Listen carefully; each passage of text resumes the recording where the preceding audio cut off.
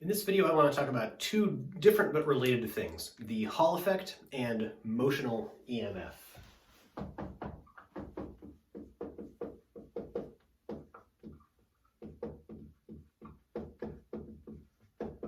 The Hall effect we're going to study qualitatively, kind of like the last video. The Hall effect is something I've studied a little bit, or I've researched a little bit, and is very, very important in magnetic physics stuff. But we're just going to kind of explain what it is at a glance and then move on to motional EMF. So the idea of the Hall effect is basically an extension of the idea that if we have charges moving in a magnetic field, they feel this force QV cross B, right? So the Hall effect is the following. If I have a piece of metal, and this doesn't have to be a magnetic metal, this can be anything, this could be copper or something like that, and we flow a current through it, right? So this is like what we talked about in chapter 30, I think, where we have like a current density J, maybe, that adds up to some total current I. So we have current I passing through this. What we know is if we have a current flowing from left to right, this represents a movement of charge. We can represent that movement of charge different ways. We could imagine that it is positive charges moving from left to right, as we often envision. But we know in a metal, it is far more likely that these are electrons moving from right to left. So let's say we have something like this, where we have these electrons moving from right to left, because that's the opposite direction of our current. And we have this whole system in a magnetic field. So just for the sake of argument, let's say we have a magnetic field and it is in the into the board direction. So if we do this and we have electrons traveling from right to left, we have these negative charges that are moving from right to left with some drift velocity. And so they are going to feel a force from this. So our vector QV is to the right, and our vector B is into the board. So QV cross B is going to give me a force up. So these electrons, while they are moving to the left, are going to feel a little force pushing them up. So they are going to accelerate up, and as they do that, we're going to get more electrons at the top and fewer electrons at the bottom, which means we are going to gain some, charge. We're going to gain some negative charge at the top and some positive charge at the bottom, and as a result of that, we're going to have a potential difference, because we're going to have a bunch of negative charges up here and a bunch of positive charges up here. So when we make a current flow through our material that way, we end up with a voltage difference between these two sides. So the Hall effect is very important in solid state physics, because if we, flowing a current and making a magnetic field, these are things that we're good at. And when we do that, if we measure what this voltage is, that can tell us a lot about the electrons in this material, like what is their density, and in some cases, how far can they go without bumping into stuff. And then you can look at how the Hall effect changes with temperature dependence, and how it changes with magnetic field strength and stuff like that. There's lots more detailed stuff that happens. But this is the cartoon picture of the Hall effect. There are equations that go along with this, obviously, but we're not going to worry about that for Physics 211. All right, next, and more importantly, I want to talk about motional EMF. So the idea of this is pretty similar, as you'll see. So let's say we have a piece of metal, and it is in a magnetic field. We will say the magnetic field is out of the board.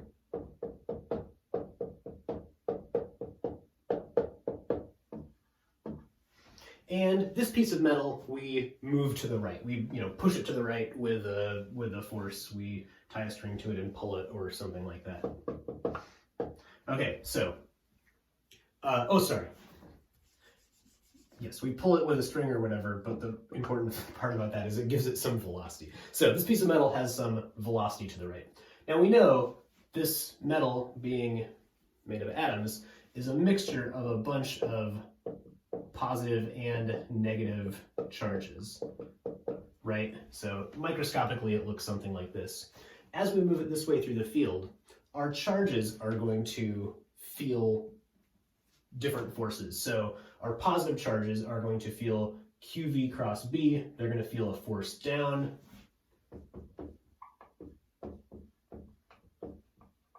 And our negative charges are going to feel QV cross B. They're going to feel a force up.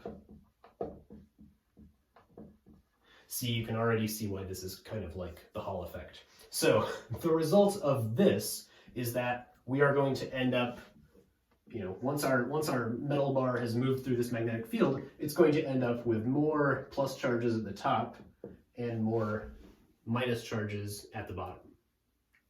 So this is going to happen until this reaches an equilibrium. So these charges are going to make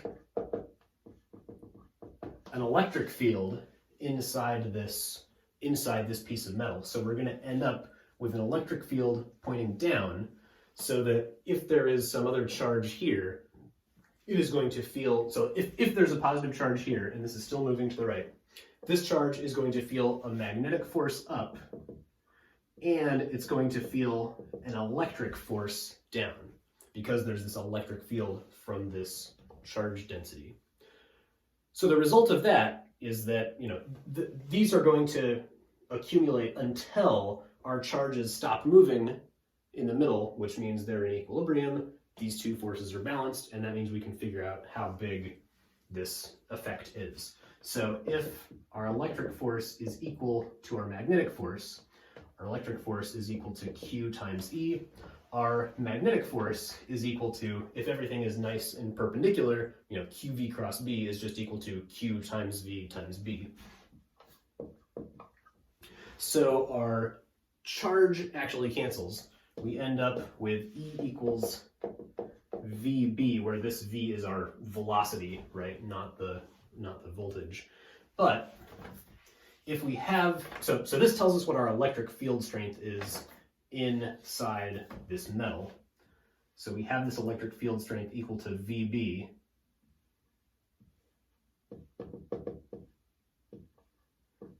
And if this electric field is constant and exists over the whole length of the rod, our potential difference between the two ends is just that constant electric field times that distance. So we have some number of volts per meter times this distance in meters, and that gives us some number of volts. So delta V is this length L times the velocity times the magnetic field.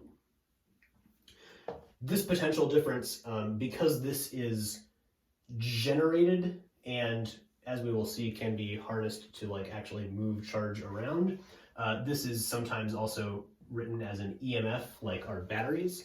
So our EMF is equal to LVB, or sometimes it's written as VBL. The order of these obviously doesn't matter. So this is our motional, so this is the equation for our motional, meaning, coming from motion, EMF. That is our electromotive force, although it is not a force in newtons, as we discussed before.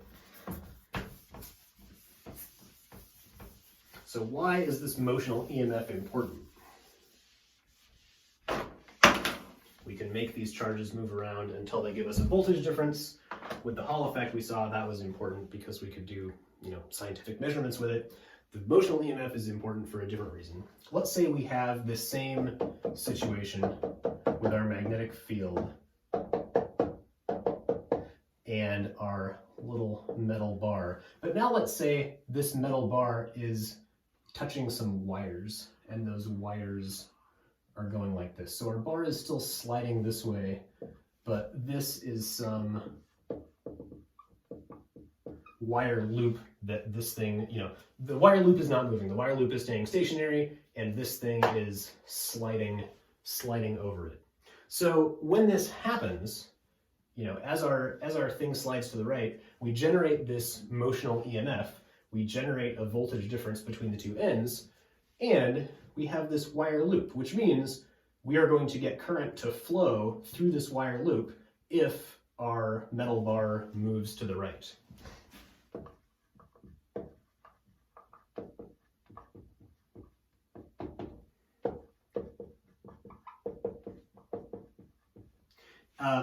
And this current is flowing because of this potential difference, which means we are doing electrical work here. We are, in fact, creating electrical work from mechanical work. So you can show, we didn't show this, that in order to keep this moving at some velocity, you have to apply a force to it. So you have to do mechanical work on this metal to get it to keep moving in this magnetic field. And so you are doing mechanical work on this, you are losing mechanical energy moving this, and that is creating some electrical work, electrical energy in this circuit. So this means that you can use something like this as a generator, something to turn mechanical work into electrical work. So that is enormously important. We have things like turbines, turbines being a big example, turning generators that generate electrical work from mechanical work that work on, they don't look like this, but the principle is the same, and that's what we're going to talk about next.